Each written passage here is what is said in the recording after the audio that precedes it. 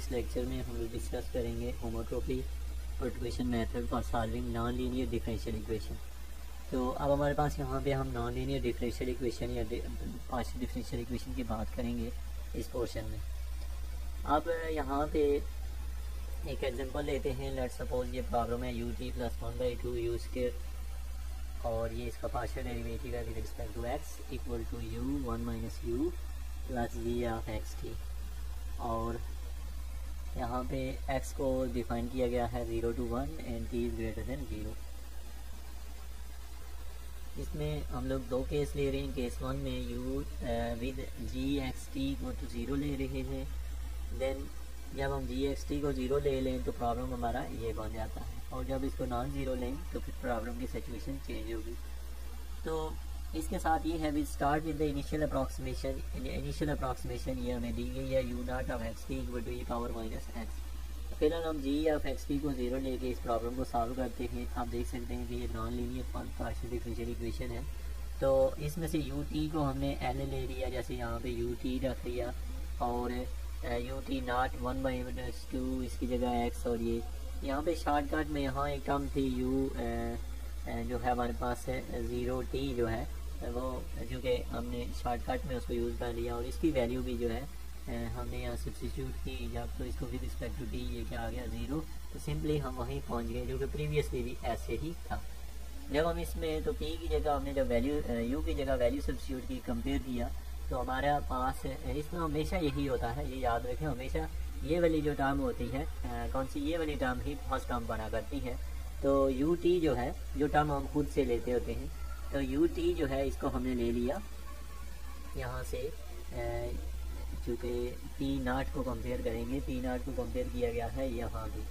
तो ये है यू एक्स 0 पे ई पावर माइनस एक्स। ये हमने कोई सोल्यूशन नहीं निकाला, ये जस्ट इनिशियल वैल्यू है। और इसमें यहाँ पे इसको आप तवज्जो दें तो ये देखिए ये u है, u की ये वैल्यू हमने सब्स्टिट्यूट किया u t की जगह, तो ये रख ली है t पे, और प्लस t की जगह p रखा, 1/2 u स्क्वायर की जगह क्या लिख लिया, u की वैल्यू रख ली, और इंटू x। और ये अब थोड़ा सा इसको सिंप्लीफाई करने के बाद, यानी कि हम कंपेयर करने लगे हैं, तो आप देखें तो कंपेयरिंग में क्या है, ये जो सारी टर्म है इंटू t जो है, ये सारी टर्म ठीक है इंटू टी, ये इक्वल है किसके, हमारे पास यहाँ से अगर कंपेयर करें तो ये इक्वल टू 0 है। इसके अलावा यहाँ पे अगर आप टी के लिहाज से कंपेयर करते हैं, तो क्योंकि ये टर्म आ रही है, तो ये लिखा है इफ़ यू ऑफ, अच्छा ये जो है जस्ट हमने वैल्यू सब्स्टिट्यूट किया, बाउंड्री के अंदर भी पुट करते हैं यू ऑफ एक्स 0। यहाँ पे हमारे पास है, यहाँ एक एरर मिस्टेक भी है इसमें प्रॉब्लम में। ये देखें u ऑफ एक्स टी की जगह, जब हाँ टी की जगह 0 रखेंगे, x 0 रखेंगे, तो e की पावर माइनस एक्स ही रहेगा, क्योंकि हम जो t की जगह 0 रखेंगे तो दूसरी साइड पर कोई फ़र्क नहीं पड़ता। तो फिर हमने इसमें भी वैल्यू पुट की है। वैल्यू पुट करने के बाद यहाँ से बाउंड्रीज जो है वो भी निकाल ली है। अब हमने क्या किया, मैं रिपीट करता हूँ, क्वेश्चन है नंबर 1.6, ये हमें प्रॉब्लम दिया हुआ है। इस प्रॉब्लम में हमने इस टर्म को 0 ले लिया, इसके साथ ये बाउंड्री कंडीशन यहाँ नीचे ये डिफाइन कर दी गई है। हमने सबसे पहले जो है इसके ऊपर जो प्रीवियस लेक्चर में हमने देखा था वो फार्मूला यहाँ पे यूज़ किया। अगर आपको नहीं पता तो प्रीवियस लेक्चर में इसको देख लें। यूज़ करने के बाद हमने इसका पार्शियल डेरिवेटिव लिया u नॉट का विद रिस्पेक्ट टू t, यानी कि जो हमारे पास ये है, इसका जब पार्शियल डेरिवेटिव लेते हैं विद रिस्पेक्ट टू t, तो आपको पता है जो t इन्वॉल्व नहीं है, ये 0 रिजल्ट आता है। उसकी वजह से 0 होने की वजह से टर्म कैंसिल होकर ये बाकी बचती है। इस टर्म में हमने u को सब्स्टिट्यूट करना होता है, और टर्म करना होता है u नहीं जी। अब यहाँ भी u की वैल्यू रखें, यहाँ भी और यहाँ भी, जब हमने रख ली है, और इसके साथ ही हम इस पे आते हैं इनिशियल गैस पे। यहाँ पे हमने रखना है u नॉट ऑफ x से t की जगह 0 रखते हैं, इक्वल b की पावर माइनस एक्स ही आएगा। अब इसमें भी हम u की जगह उसकी वैल्यू रख देते हैं, और u की वैल्यू जब हम ये सब्स्टिट्यूट करते हैं तो सिचुएशन ये बन जाती है। और इस टर्म में हम पी नॉट वाली टर्म को सेपरेट किया, p1 को p2 को ये हमने कर लिया, और इस तरीके से हमारे पास ये इक्वेशन आई, और हमने इनको इंटीग्रेट किया 1/1 बहुत ही सिंपल वे से, और प्रीवियस वैल्यू को यूज़ किया। तो हमारे पास फाइनल जो रिजल्ट है, ये जस्ट इतना लेंथी आपको इसलिए दिखाई दे रहा है क्योंकि इस प्रॉब्लम में क्योंकि 3-4 स्टेप्स हैं और सिंपल इंटीग्रेशन है। केस 2 में हम लोग कहते हैं कि अगर जी एक्स टी की value -e power t minus x हो, तो आप देखें जस्ट वैल्यू में यहाँ पे जो एफ आर होता है, आप अगर प्रीवियस लेक्चर देखें तो उसमें जो एफ आर है उसकी जगह एक एक्स्ट्रा टर्म इन्वॉल्व हो जाती है। प्रोसीजर एग्जैक्ट सेम है, उसको कंपेयर किया और ये रिजल्ट हमारे पास आ गए हैं। तो इसका जो फाइनल रिजल्ट है वो आ रहा है हमारे पास, ये है you x t equal to 1 minus t के पावर टी माइनस। अगर आपको फिर भी इसको समझ नहीं पाए हैं तो आप प्रीवियस लेक्चर ज़रूर देखें। नेक्स्ट है जी हमारा जो है होमोट्रोपी परटर्बेशन मेथड फर्स्ट साल की एडवेक्शन इक्वेशन। अच्छा, अब हम बात करते हैं एडवेक्शन इक्वेशन की कि क्या होती है। तो यहाँ पे हमारे पास अगर एडवेक्शन इक्वेशन दी हो तो हम किस तरीके से इसको सॉल्व करते हैं। सबसे पहले हमें ये है जी u t x t plus u is a function of x t and u of ये पार्शियल यू और पार्शियल एक्स है equal to h x t है। This one is the advection equation.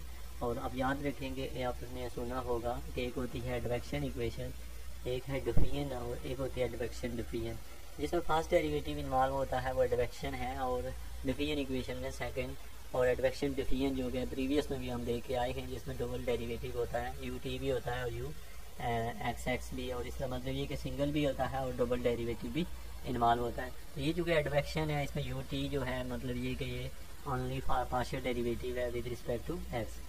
अब यहाँ पे नॉन लीनियर क्यों है, क्योंकि इसके साथ यू मल्टीप्लाई हुआ है।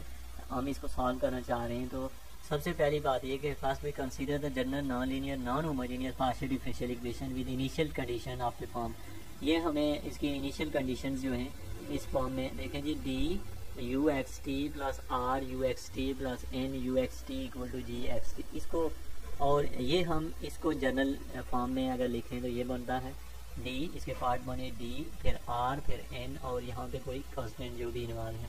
अच्छा नेक्स्ट, ये तो कंडीशंस हमें दी हुई है, अभी हम इसका यूज़ देखेंगे तो आप इसको अंडरस्टैंड कर पाएंगे। सबसे पहले देखें जी ये एग्जांपल है और ये हमें गिवन है। परटर्बेशन से बिल्कुल वही प्रोसीजर है जो आप पीछे फार्मूला देखें और उसके अंदर वैल्यू रखें। वैल्यू रखने के बाद हम यहाँ पे क्या करते हैं, इनिशियल कंडीशन जो है वो यूज़ करते हैं। इसका पार्शियल डेरिवेटिव लेते हैं विद रिस्पेक्ट टू टी, ये टर्म ज़ीरो हो जाती है और इसको उसी तरीके से कंपेयर करके रिजल्ट निकालते हैं। अच्छा, इसमें हमारे पास कोई ऐसी टर्म न्यू इन्वॉल्व नहीं होती कि जिसको हम देख के हमें प्रॉब्लम हो। और जैसे अभी इसको देखें, इस टर्म में आपको पता है कि ये जो है ये एल है, L U, this one is an you, और ये जो है ये जो वैल्यू है ये आपका एफ आर है। हम इसको देखते हैं, यहाँ पे हमने इसको यूज़ किया U T, you not of T, P के साथ वो सारी टर्म लिख ली। उसी तरीके से इसको सॉल्व किया, हमेशा से ये टर्म क्या हो रही है ज़ीरो। इससे हमें ये फ़ायदा होता है इनिशियल वैल्यू से कि हम पी नॉट को कंपेयर करके उसी तरीके से रिजल्ट्स को फाइनल कर सकते हैं।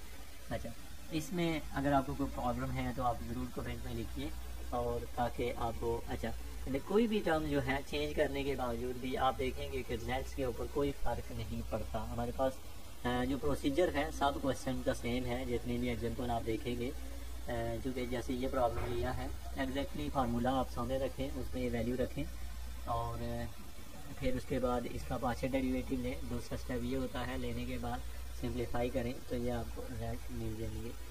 उसके बाद है जैसे ये प्रॉब्लम है you X X into U X U Y Y. अब आप इसको देखें तो ये हमें जो है non linear partial differential equation है और इसको ये इसके साथ कंडीशन है और इसमें हमने यू एक्स एक्स जो है यू एक्स एक्स को अब हमने क्या ले लिया एल। ये आपके लिए थोड़ा सा इसमें स्टेटमेंट चेंज है, यानी कि एल मीन के आपने इसको लीनियर पार्ट को जो होता है वो हमने एल ऑपरेटर ले लिया और जो एन है वो नॉन लीनियर को हमने कौन सा ले लिया, इस साइड पे रख लिया है। बाकी कंडीशन सारी सेम है। और नेक्स्ट है मेरे पास non linear PDE with Burger equation है। ये है हमारे पास consider finding homogeneous non linear PDE, यानी कि बर्जर इक्वेशन हमने ले ली है और आपको पता है ये इस यू पे डिपेंड करती है बर्जर इक्वेशन। और इसमें हमारे पास है ये वो फार्मूला है जो हमने पहले भी यूज़ किया है। इस फार्मूले में जस्ट वैल्यू रखी है और बिल्कुल सिंपल वे से होमोट्रोपी परटर्बेशन मेथड से हम बर्जर इक्वेशन को बड़े इजीली सॉल्व कर सकते हैं। उसके बाद with constant and homotopy with solution, ये हमारे पास इसके रिजल्ट्स हैं। मैं इनको रिपीट इसलिए नहीं कर रहा कि आप अगर फर्स्ट लेक्चर देखें तो आपको कोई नई चीज़ यहाँ पे नज़र नहीं आएगी। अब यहाँ पे बहुत इंटरेस्टिंग है जो कि आपके लिए बहुत अच्छा है कि होमोट्रोपी परटर्बेशन मेथड जो है उसका हम यूज़ सीखेंगे इससे नेक्स्ट लेक्चर में for system of advection problem.